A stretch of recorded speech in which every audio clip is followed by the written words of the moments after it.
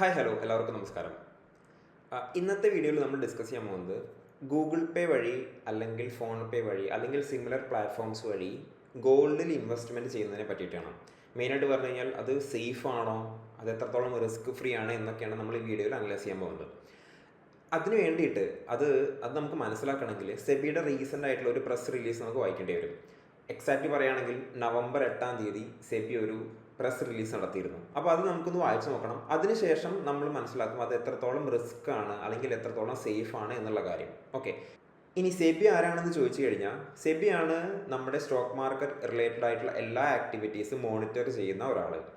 ഒരു ഗവൺമെൻറ് ബോഡിയാണ്.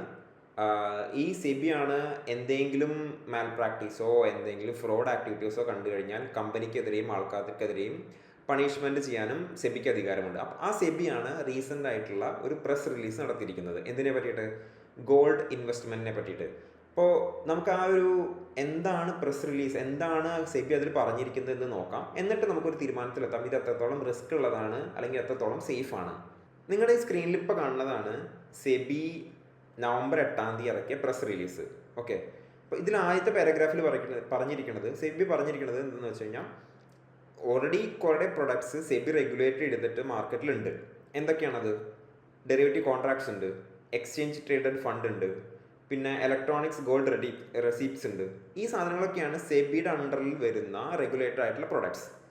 ഇനി അടുത്ത എന്താ പറഞ്ഞിരിക്കുന്നത്? SEBI it has come to notice of SEBI that some digital or online platforms. ഇവിടെ അത്രേ പറഞ്ഞിട്ടുള്ളൂ. ബട്ട് ഇതെന്ന് പറഞ്ഞാൽ ആദ്യമേ പറഞ്ഞ പോലെ ഗൂഗിൾ പേ, ഫോൺ പേ അല്ലെങ്കിൽ അതുപോലെ സിമിലർ ആയിട്ടുള്ള ആപ്പുകളെയും ആ ഡിജിറ്റൽ പ്ലാറ്റ്ഫോംസിനെയാണ് ഇവിടെ ഉദ്ദേശിച്ചിരിക്കുന്നത്.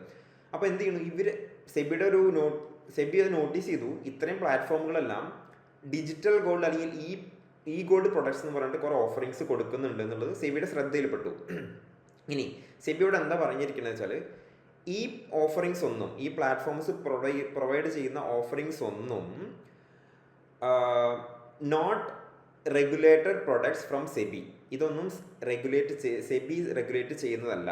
ദേ operate entirely outside the purview of SEBI. അതായത് സെബിയുടെ മേൽത്തോട്ടത്തിൽ വരുന്ന ഒന്നുമല്ല ഈ സാധനങ്ങൾ.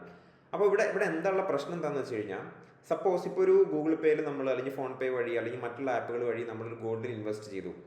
ഇത് സെബിയുടെ അണ്ടറിൽ വരുന്ന അല്ല. ഇനി സപ്പോസ് ഇവർ ഈ പൈസ വെച്ചിട്ട് എന്താ ചെയ്യുക എന്നുള്ളത് നമുക്കറിയില്ല. ചിലപ്പോൾ ഗോൾഡിൽ അവർ ഫിസിക്കൽ ഗോൾഡിൽ ഇൻവെസ്റ്റ് ചെയ്യുന്നുണ്ടാവാം. ചിലപ്പോൾ നമ്മുടെ പൈസയിൽ എന്തെങ്കിലും പറ്റിക്കഴിഞ്ഞു കഴിഞ്ഞാൽ സെബിക്ക് ഇവിടെ ഒന്നും ചെയ്യാൻ പറ്റില്ല എന്നുള്ളതാണ് സെബി കറക്റ്റായിട്ട് പറയുന്നത്. വേണമെങ്കിൽ നമുക്ക് വിശ്വസിക്കാം, ഗൂഗിൾ പേ, ഫോൺ പേ പോലുള്ള പ്രൊഡക്ട്സുകൾ നമ്മുടെ ജീവിതത്തിൻ്റെ ഭാഗമായിട്ട് കുറേ വർഷങ്ങളായിട്ടുണ്ട്. നമുക്കൊരു ട്രസ്റ്റ് ഉണ്ട് ഇവരുടെ മുകളിൽ, ഇവരൊങ്ങനെയൊന്നും ചെയ്യുന്നില്ല എന്നുള്ളത്. പക്ഷേ എന്തെങ്കിലും സംഭവിച്ചാൽ നമ്മുടെ പൈസ കിട്ടാൻ കുറച്ച് ബുദ്ധിമുട്ടായിരിക്കും. അപ്പോൾ ഈ വീഡിയോ നിങ്ങൾക്ക് ഉപകാരപ്പെട്ടെന്ന് വിചാരിക്കുന്നു. ഈ വീഡിയോ നിങ്ങളുടെ കൂട്ടുകാരോ അല്ലെങ്കിൽ നിങ്ങളുടെ റിലേറ്റീവ്സോ ആരെങ്കിലും ഗോൾഡിൽ ഇൻവെസ്റ്റ് ചെയ്യുന്നുണ്ടെങ്കിൽ, അതായത് GPay വഴി അല്ലെങ്കിൽ ഫോൺ പേ വഴി ഗോൾഡിൽ ഇൻവെസ്റ്റ്മെൻറ്റ് ചെയ്യുന്നുണ്ടെങ്കിൽ അവർക്ക് ഇത് അയച്ചു കൊടുക്കുക. എന്നിട്ട് അവരോട് പറയുക ഇതൊരു റിസ്കി ഗെയിമാണ്, ഇതിനെക്കാട്ടും ബെറ്റർ ആയിട്ടുള്ള ഓപ്ഷൻസ് ETF വഴിയോ ഒക്കെ ഗോൾഡിൽ ഇൻവെസ്റ്റ് ചെയ്യുന്നതായിരിക്കും നല്ലതെന്ന് പറഞ്ഞു കൊടുക്കുക. Okay, thank you.